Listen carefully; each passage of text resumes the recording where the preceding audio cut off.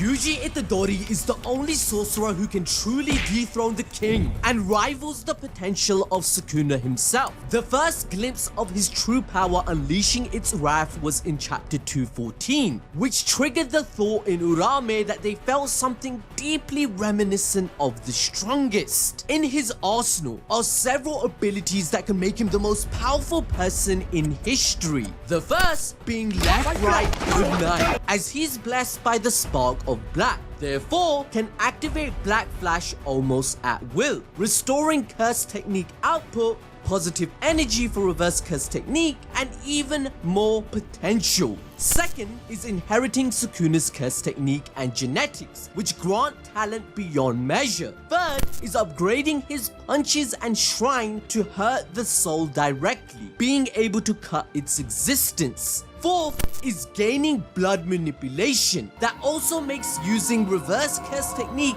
even easier. Fifth is having a special body thanks to Kinjaku creating him. And lastly, simple domain and a future expansion to counter any barrier someone throws at him. All this leads to us breaking down each moment Yuji's potential unlocked. We know Yuji took down Mahito, but that was with the help of Todo, right? So the best way to find out just how strong is Yuji is to pit him against the most powerful spirits in Jujutsu Kaisen, the Disaster Curses. So let's start with his arch nemesis, Mahito. In the early days, Yuji was stated to have the power to beat all the students combined in a battle without curse energy, and later this was confirmed by Todo, claiming Yuji was physically stronger than him.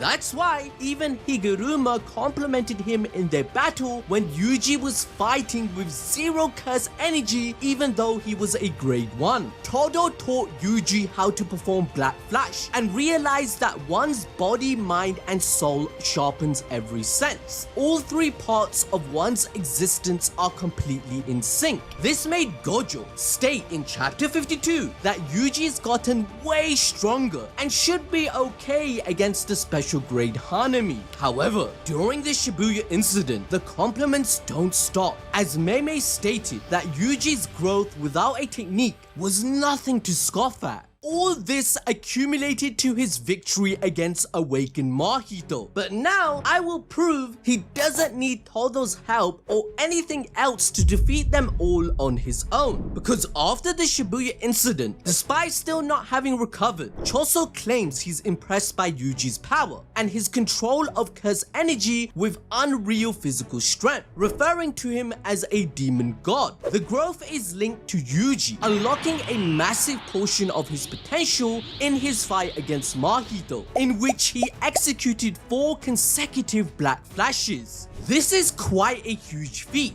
considering that in volume 15 extra, Gege explains that Mahito's true form is 200% stronger than his normal state. Despite this, Yuji still manages to defeat him with just a single punch. Later on, we find Sukuna claiming his twin soul was in Jin Itadori that helped create Yuji, but it's his ideals that strengthen his unbreakable powerful soul. Mahito considered Yuji his ultimate enemy and a reflection of himself, trying to destroy his willpower but never ever succeeded. In fact, Yuji only had 10% of soul strength left, yet still came out victorious. Hence, Yuji is arguably the only sorcerer other than Mahito and Sukuna who is aware of the contours of a soul and can even land direct hits on it, which skyrockets his abilities. In the fight with Sukuna, Yuji has already landed 8 Black Flash punches, breaking all the records held by Gojo and Nanami. They were aimed at the boundaries of Sukuna and Megami's, causing even his shrine to malfunction and reduce curse energy output, trampling on the king's RCT even though he created a new circuit in his brain to use it. These punches are so effective that despite Sukuna entering the zone and performing 4 Black Flashes, he couldn't heal himself from their impact.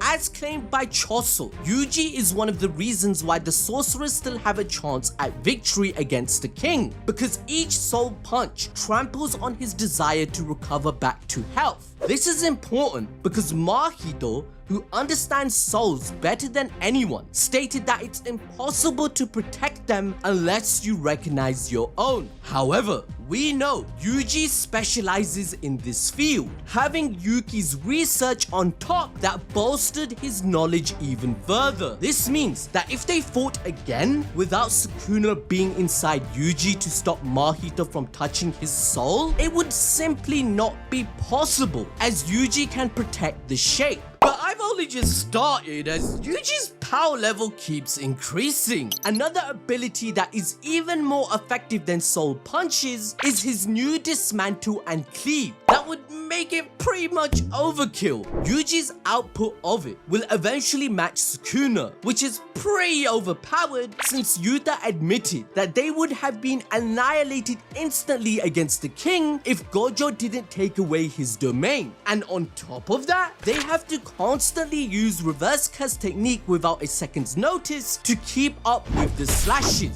But Yuji's version of Shrine is more powerful than Sukuna in a different way. He's made it possible to cut off the soul's existence via a binding vow. This resulted in Sukuna vomiting his own fingers, so it can easily be concluded that Yuji would destroy awakened Mahito with ease. But you're probably thinking, wait, what about speed, domain, or even strength? How would Yuji counter Idol Transfiguration, which is a one-shot kill just like Unlimited Void? Well, I'm going to use the other disaster curses to increase Yuji's power level even further by explaining everything else in his arsenal. Moving us on to Hanami. Even though Hanami could communicate and think freely, which placed it above other special grades like Finger Bearers, the only thing that could bother Yuji one-on-one is its durability. Gege confirmed that it's higher than even Jogo's. In their initial fight,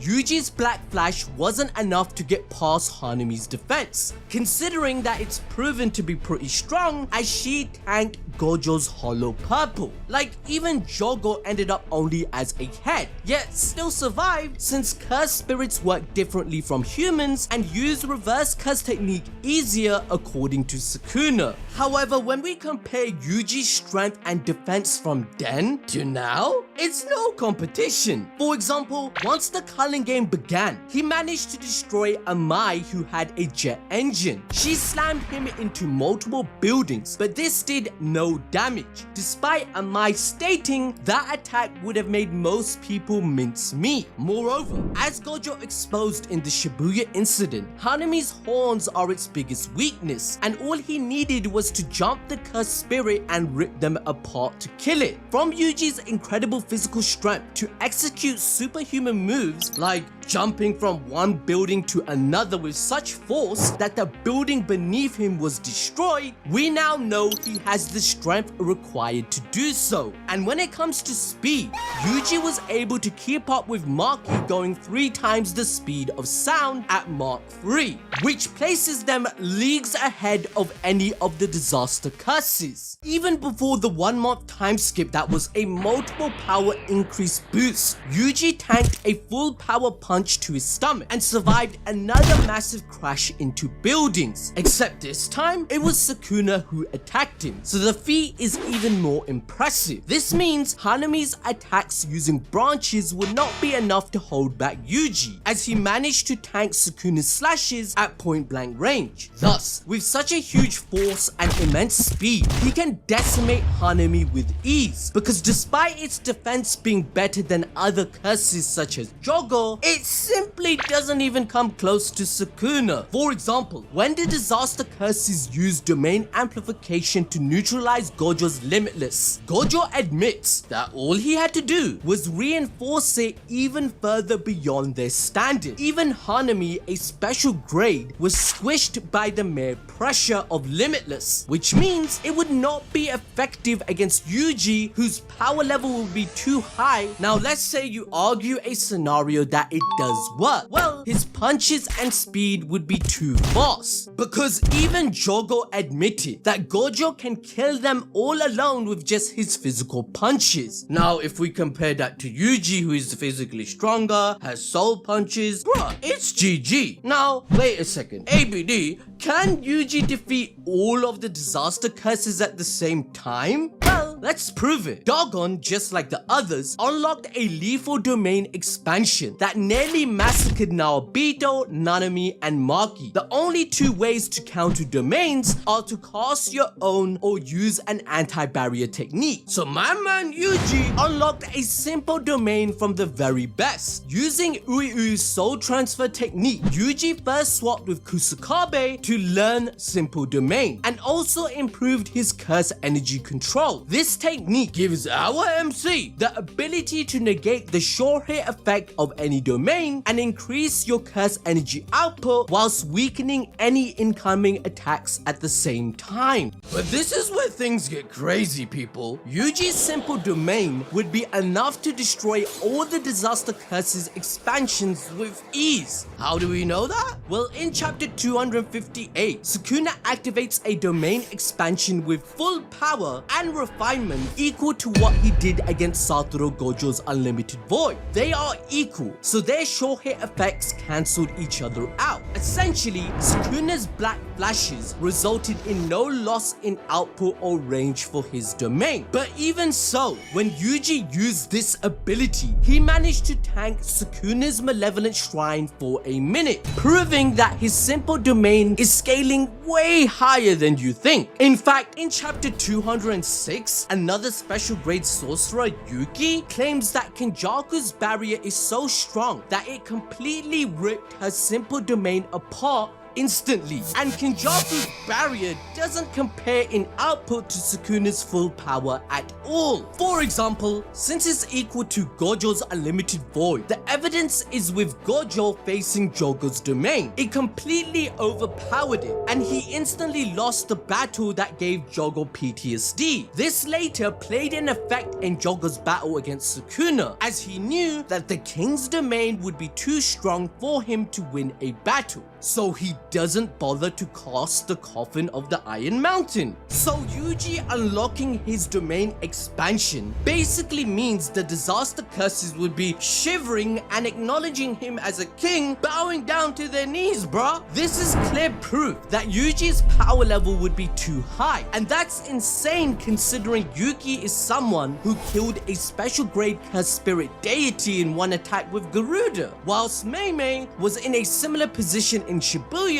where it almost cost her life to kill such an opponent. Sukuna himself attested that during the 1 month time skip, every sorcerer had upgraded their curse energy refinement to such a large extent that it shocked him, as their defenses are tight, which means Yuji had leveled up again. This is besides the fact that Kusakabe confirmed Yuji has developed excellent learning speed and Jujutsu understanding because of Sukuna's presence that was inside him, which meant his body remembers using extreme special grade Jujutsu. Thus, Yuji can easily withstand the onslaught of the disaster curse domain expansions if they decide to use it. But I'm not done increasing Yuji's strength, because even if any attacks land on him, he's learned reverse curse technique, as the second person Yuji swapped with was Yuta, who taught him. Yuji's level of it is frightening, as he has healed from massive injuries from Sukuna 4 times over that would make others die instantly each time. However, Yuji is capable of regenerating limbs in an instant, which Ryu claimed was one hell of a feat for a sorcerer to even achieve. On top of that, he has another benefit. Choso brings up the fact that they are special. Since Yuji devoured his siblings, his body's usage of reverse curse technique will change dramatically. Choso explains that once Yuji becomes like a curse object, he will be able to use RCT without depending on its immense energy requirement. The main reason why many sorcerers can't create positive energy is because of the huge toll it takes on their reserves. But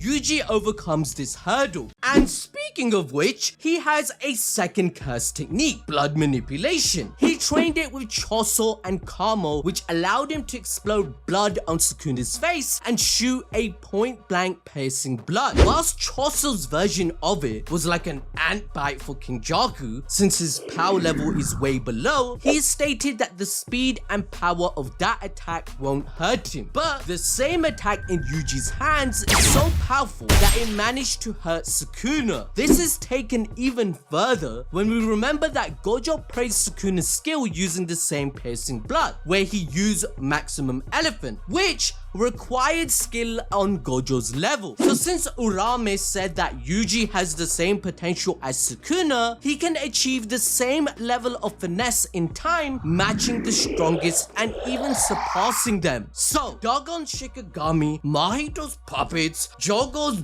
buzzing bees, and Hanami's branches don't really matter. Yuji can spam RCT to continue their battle. Now when Jogo asks Kinjaku, how many fingers does he scale to Sukuna? He said 8 or 9 if being generous. But when the time came, he did not expect the gap to be so wide against 15 fingers and could not land a single attack. Now keep in mind, Jogo said his maximum meteor was capable of hurting Sukuna and would do significant damage if it hit, and the other sorcerers attest that he's on a different level to Dagon. However, Kinjaku confirmed that Mahito had surpassed Jogo because of his evolution. He had expected Jogo to have a similar transformation, meaning he didn't reach his full potential. In fact, Maximum Meteor isn't even worth mentioning since it's only good for attacking slow targets. It's so slow that even Kusakabe and Panda could dodge it despite running at the last second. So it doesn't stand a chance when Yuji's speed matches the king. He outmaneuvered Sukuna in physical combat in his awakened state. This remarkable performance indicated that he had reached special grade status, which led to even Sukuna admitting that Yuji remained unfazed by his slashes and punches after the time skip. He ends up growing frustrated that Yuji is trying to match his power level, and then admits he could be defeated after being hit by Soul Dismantle. So even if we look at the past, Gege himself stated that if Jogo took on 5 black flashes from Yuji, he would have instantly died. The only reason Hanami survived is because of its durability, which Jogo does not have, which means at this point, Yuji can literally solo all the disaster curses with no challenge, and if it was all at the same time,